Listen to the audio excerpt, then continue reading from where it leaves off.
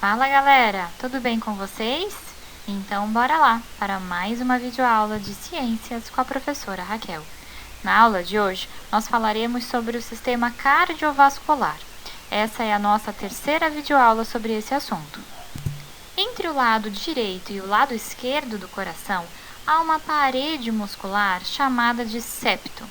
Existe o septo interatrial, que vai dividir os átrios, e também o septo interventricular, que divide os ventrículos. Esses septos, eles impedem que ocorra a mistura do sangue arterial, rico em oxigênio, com o sangue venoso, rico em gás carbônico. Na evolução dos vertebrados, o septo interventricular permitiu essa separação completa entre o sangue venoso e o sangue arterial. Qual seria a vantagem fisiológica dessa separação? Pessoal, o sangue arterial e o sangue venoso, quando não se misturam, isso permite com que haja uma melhor oxigenação dos tecidos. Então, a presença, o surgimento desse septo interventricular foi muito importante do ponto de vista da evolução. O coração humano é constituído por 3 camadas: o pericárdio, o endocárdio e o miocárdio. O pericárdio, pessoal, é a membrana que reveste externamente o coração. E essa membrana propicia uma superfície lisa e escorregadia ao coração, o que facilita o seu movimento. O endocárdio é uma membrana que reveste a superfície interna das cavidades do coração. E o miocárdio é o músculo responsável pelas contrações vigorosas e involuntárias do coração.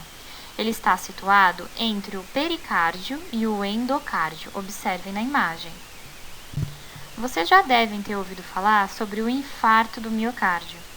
O infarto, pessoal, é a morte de uma área do músculo cardíaco por falta de sangue com oxigênio e nutrientes.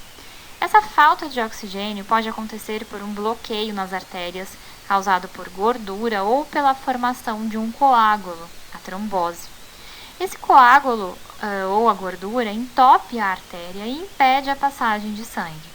A melhor forma de evitar infarto é reduzir a exposição aos fatores de risco, como tabagismo, obesidade, diabetes, hipertensão, níveis altos de colesterol, estresse e vida sedentária.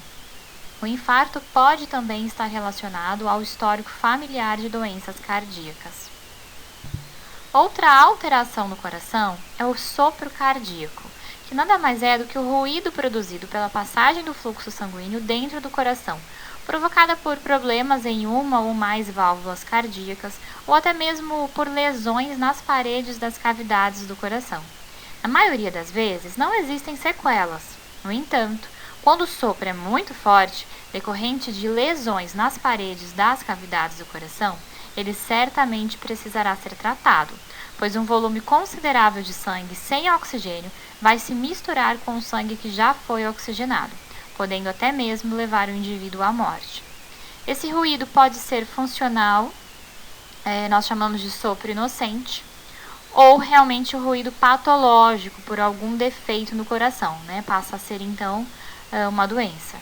Cerca de 40 a 50% das crianças saudáveis apresentam sopros inocentes, sem nenhuma outra alteração e com desenvolvimento físico absolutamente normal. Vamos observar agora as partes que constituem o coração. Então, vão acompanhando através da imagem. Nós temos a veia cava superior, a válvula pulmonar, o átrio direito, a válvula tricúspide, o ventrículo direito e a veia cava inferior. Do outro lado, nós temos a aorta, a artéria pulmonar, veia pulmonar, o átrio esquerdo, a válvula bicúspide, ou também chamada de válvula mitral. Nós temos ali também a válvula aórtica e o ventrículo esquerdo. Vamos entender agora como acontece o batimento cardíaco. O miocárdio, assim como todos os músculos do nosso corpo, é capaz de contrair e relaxar para cumprir a sua função de bombeamento do sangue. Mas esses movimentos feitos no coração são controlados por um sistema condutor de estímulos situado no próprio coração, e não no sistema nervoso central, como acontece com a maioria dos outros músculos. O sistema condutor é composto por um tecido muscular especializado que gera e distribui impulsos elétricos responsáveis pela contração de todas as fibras cardíacas. Entre os componentes desse sistema, encontramos o nó sinoatrial, que está localizado na parede do átrio direito. Ele é responsável pelo início e pela marcação de ritmo de cada batimento cardíaco.